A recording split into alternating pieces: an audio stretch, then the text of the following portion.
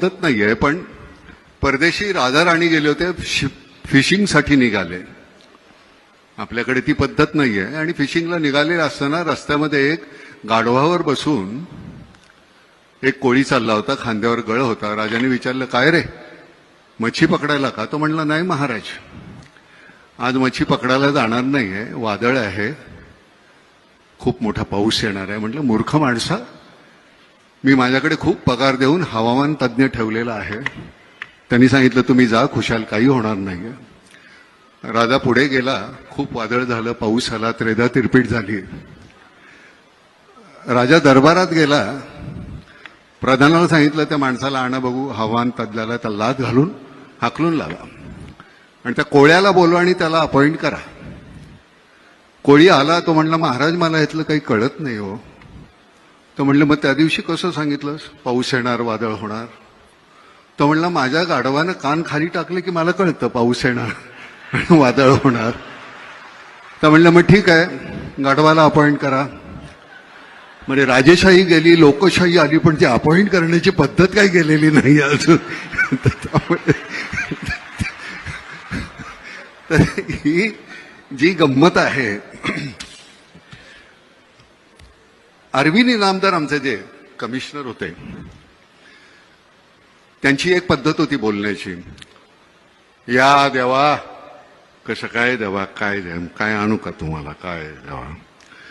त्यांच्याशी बोलताना एक दिवस ते म्हणाले, ना मला काही कळत नाही, आमच्या पोलीस खात्यातल्या लोकांना, काही मंडळी ना, सगळ्यांना नाही, पण ते का पैसे खावेसे वाटतात. अहो, आम्हाला जेवढा पगार मिळतो का नाही, तो खर्च होत नाही हो.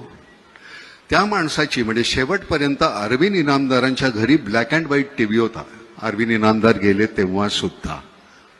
तर ही आपल्याकडे अशी माणसं आहेत. लालबहादूर शास्त्रींच्या घरी ज्यावेळी त्यांचे मित्र पैसे मागायला गेले, मला एक 200 रुपये पाहिजेत, त्यावेळेचे 200 रुपये, लालबहादूर शास्त्री म्हणले, माझ्याकडे नाही आहेत एवढे पैसे. त्यांची बायको म्हणाली, नाही, माझ्याकडे आहेत. तिने 200 रुपये दिले काढून. शास्त्रींनी विचारलं, तुझ्याकडे एवढे पैसे आले कुठून? ती म्हणली, नाही, दर तुम्ही पगारातून देताना त्यातले 5-10 रुपये मी वाचवते. त्यांनी गव्हर्नमेंटला पत्र लिहिलं की मला ह्याच्या पुढे माझा 10 रुपये पगार कमी करा. यशवंतराव चव्हाण गेले त्यावेळी त्यांच्या खात्यावर 25,000 रुपये नव्हते. आपल्या मंत्र्यांच्या, म्हणजे साधा आपला नगरसेवक आज निवडून आला की पुढच्या वर्षी तो कोट्याधीश असतो, त्याची चौकशी का नाही होत? म्हणजे मला कळतं की हा भ्रष्ट आहे, पण तुमच्या का नाही लक्षात येत? त्याच्यावर कारवाई व्हायला पाहिजे की नाही एकनाथराव? म्हणजे तुम्ही मी 100 रुपये आल्यानंतर 30 रुपये इन्कम टॅक्स भरतोच, 18 रुपये तुम्ही अजून जीएसटी घेता.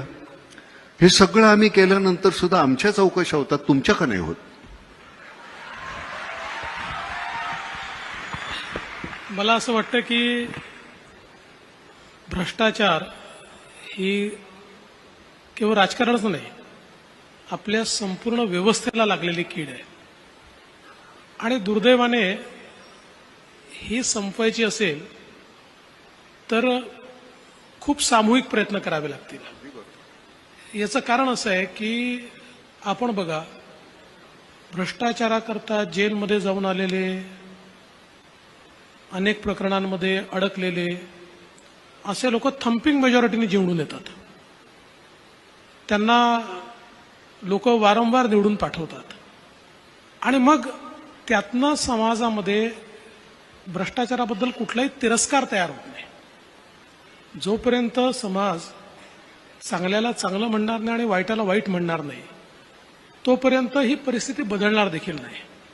आणि म्हणून मला असं वाटतं की एक सामूहिक प्रयत्न आपल्या सगळ्यांना करावा लागेल. उदाहरणार्थ, अनेक वेळा आम्हाला लोक विचारतात की का हो तुम्ही इतके गुन्हे आणि कसं त्यांना तुम्ही तिकीट देता?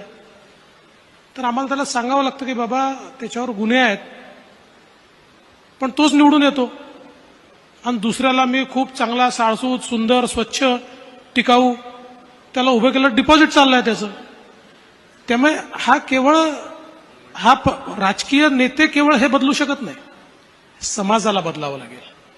आणि केवळ समाजावर टाकूनही चालणार नाही, राजकीय नेत्यांना देखील हे परिवर्तन झालं पाहिजे असं वाटावं लागेल.